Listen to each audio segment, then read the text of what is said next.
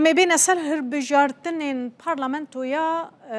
راقي لي اما بحثا ين صالا 2021 جي بكن ده البجارتنين بارلمنتويا راقي ين صالا 2021 ده آليين كردستاني لكركوكي صدو سيهو نحزارو بيس دنگ بدست خستبون عربان صدو سيزده حزارو نسدو بيستو شش دنگ بدست خستبون آليين تركمنجي بينجيو شش حزارو شش دنگ ويدمي بدست خستبون ده البجارتنين انجمنا پاريزگاه كركوكي ين سالا 2023 دجي بينج ليستين كردستاني بشتار بون همويان بهفره 243,113 دنگ بدست خستن ترکمنان به هر دو لیستین انیا ترکمنیا یگرتی و لیستیا کرکوکونای جی 97,867 دنگ بدست خستن نتوی عرب پیکاتی عرب به 5 لیستو بربجیره کی سر بخواه بشتار ببون 213,202 دنگ بدست خسته بون ده البجارتن این پارلمنتویا عراقیین ای سال 2025 ده دنگین آلیین کردستانی 252,736 دنگ بون آلیین عرب که نزدیکی 7 لیستین وان هبون 234,719 دنگ بدست خستن ترکمنان به دو لیستیان بشتاری هلبجارتنین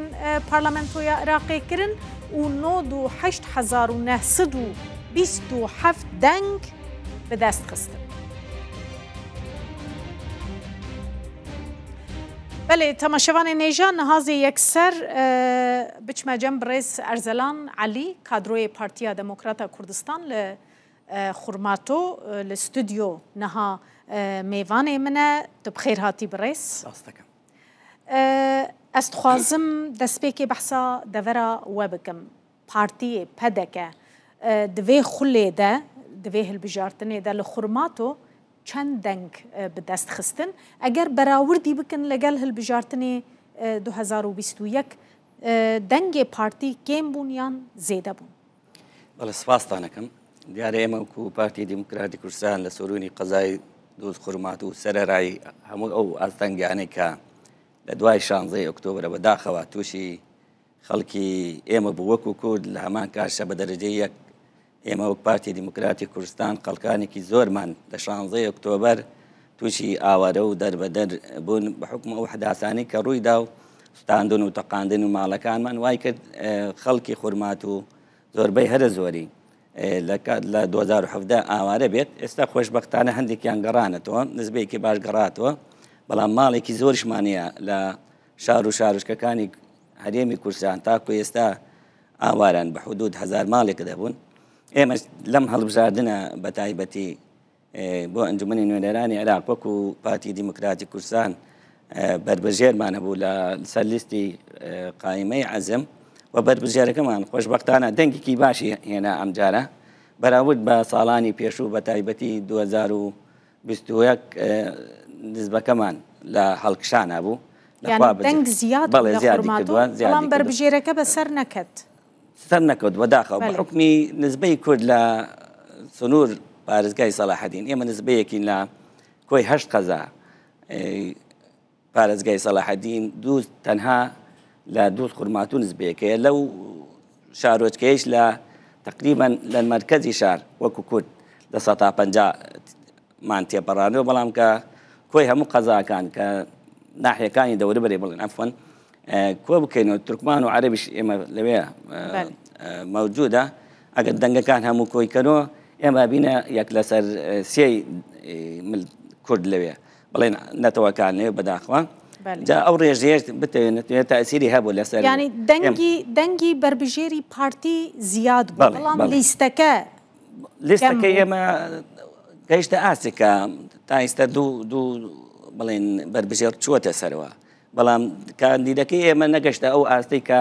ببێتە براوەی لیستەکەی خۆمان بڵێن تحالوفی عەزم بەداخەوە هۆکارەکانشی زۆرن وەکوتم ئاوارەبوونی خەڵک نەگەڕانەوەی خەڵکی ئێمە ئەو ئەستەنگانەی بەداخەوە لە کاتی هەڵبژاردنەکان شەکە تەماشاکەن دوێنێ و پێرێکان لە 11 مانگ ڕوویدا ئەو ئەسکەرتاریەتە و ئەو هەموو تەعەدایەکە لە گەنجی کورد کرا بەربەس بن لەوەی کە خەڵکێکی زۆرتر بتوانێت بڕات دەنگ بدا و نسبەی دەنگەکانی کورد بەگشتی زیاد بێت و بە تایبەتیش ئێمە وەکو پارتی بەتاخەوە لەوێ زیاتر مستەهدەفین زیاتر ڕێگیرەکان ڕەخنەکانی نەتەوەکانی بەرامبەر یان تاریفە شۆڤینیەکان بەرامبەر پارتیە گوشارەکانی زیاتر لەسەر خەڵکی ئێمەم. ڕێژەی بەشداری خەڵک سەدا چەند بوو لە خورمات و وەکو کوردیان وەکو گشتی بەگشتی وەکو کوردیش ئەگەر وەکو کورد جێگەی تۆمۆح نەبوو بەداخە وەکوتم ئاوارەبوونی خەڵکەکە تەسیراتی هەبوو ئێمە تقریبان قەناعەتەکەم 40 تا 45 هەبێ نەگەشتە 50 ڕێژەی هەڵبژاردن ئەوانەی ئاوارە بوونە چەندن بەخدایی زۆرن تقریبان بە حدود 1000 ماڵێکمان ئێمە لە شار و شارکەکانی هەرێمی کوردستان هەیە ینی بۆ نمونە تەنها لە هەولێرە بە پێی جەدی ئێمە نزیک 350 ماڵمان بەس لێرە هەندێکشیان گەڕانەوە بەڵام بە حکمی ئەو عراقیلانی کە هەبوو بەداخەوە هەمووی نەتوانی کورد وەگشتی ئەڵێم وەکو پێوت بڕۆنە سەر سوندەقەکانی دەندان یا خورفرای دەنگدان بکەون. بەێ مەلا حەسەن گەرمیانی دەبێژە پێشنیار کردە کورد لە خورماتۆ بە یەک لیستە بچن هەلبژاردن لێ ئێوە ڕازی نەبوونە ڕاستە؟ بەداخەوە شتی وامان نەبیستووە پێچەوانەوە ئێمە لە هەڵبژاردننی ئەنجۆنی پارێزگای سەلاحەددین لەگەڵ حزبە کوردستانەکان شەدانیشتی من بۆ خۆم نوێنەری لقی 22 بووم سەردانی هەموو حزبەکانم کرد جگە لە یەکێتی نیشتمانی کوردستان چکمان بەربژێری خۆیانیان داگی دیاری کردبوو کە کێ بەرپرسی ئێستای مەڵبەندەکەیانە کاک مەلاکەریم و توێژمان لەگەڵ حزبەکانە کرد ئێم وا پێشنیارمان کرد بەربژێرێکی بێلایەن دابنێن هەر هەمومان پاڵپشتی بکەین وەکو کورد بۆی بتوانین سەری بخەین بەڵام بەداخەوە پێشنیاری ئێمەیان وەرنەگرت هەر چەندێک ئەوێ واقعێک تاڵەیە بێ باسکەن ئێمە لە دۆز خورمات و لەو پەڕی هێزابی لە ساڵی 2010 بە یەک لیست دابەزین بەڵام دیسان نەمانتوانێت بگەینە ڕێژەی ئەو قاسمە انتخابیەی کە مەجال ئەدات ئەندام پەرلەمانێکمان یاخد بچێتە ئەنجومەنی نوێنەرانی عێراق نزبەی کورد وەکوتم نزبەیەکی کەمە بە چاو ملیۆنێک دەنگ ئێمە ناگەنە 50,000 دەنگ ناگەینە ئەو نزبەیە شەرتیش نیە هەرەمووی بەشداری بکە چکم خەڵکانێکەیە ناتوانێت خەڵکانێکەیە بەداخواڵێ نەو سنوورە نابێوا بێن ناڕازیە لە واقعتاڵی کە ئیسا تێدا ئەژێت هەمانە هەمووی بووە هۆکار کە هەم خەڵک نەڕوە هەم نەشتوانی بەربژێرمان سەرکەوێ بەڵێکە کە ئەرزەلان تۆ ئامارێک هەیە لەسەر ڕێژەی دابەشبوونی پێکهاتەکان لە خورماتۆ لە خورمات ئێمە بە پێی ئاماری خۆمانیان وەکەوەی دەستگایەکی فەرمی بێت کورد لە سنتەری شارە تقریبان 150 بەسەرەوەیە بەرامبەر نەتەوەکانی کە تورکمان و عەرەب بەڵام ئەگەر ناحیە و قەزاکانی دەوروبەری کە هەمووی تورکمان نشین و عەرەب نشینە بەراوردیکەین ئێمە دەبینە یەک لە سەرسێی نزبەی دانیشتوانی و سنوورە ئەو ئاوارانەی کە تا ئێستا نەگەڕاون سەدەم چییە؟ وڵی هۆکارەکان زۆرن یەکێک لە هۆکارەکان کابرا لە 16 ئۆکتۆبەر خانوویەکێ بۆ دوی هەبووە تەقێنراتەوە سوتێنراوە زروفی مەعیشی وای لێکرەوە لێرە تازە جێگر بۆتە ناتوانێت بگەڕێتەوە هۆکارەکان وەکوتم نەبوونی ئیمکانێتێکی مادی حکوومەتی عێراق تعویزیانی نەکردو بڕۆن جێگاکانی خۆیان ئاوەدام بکەنەوە تەعمیری بکەن تقریبا بە حدود 150 ماڵمان بەس تەقێنراوەتەوە ئێستش ئاساوارەکانی ماوە ینی 150 ماڵ جگە لەوەی ئەوانەی کە سوتێنرا و خەڵک یواش یواش ئەوەی ڕۆیشتۆ هەندێک وەدەیەک دوانی چاکردۆتیانشتە جێ ئەمانە سەبەب هەندێکشی بەهۆی ئەو ژیانەی لەوێ کە تۆ تا ئێستا دڵنیانیت لە سەر و ماڵی خۆت لێرە مانەتۆ تا و کاتی زروفێک بەلایەک ناکەوێت. ئەگەر کورد بە یەک لیست بەشداری هەلبژاردن بوو با لە خورماتۆ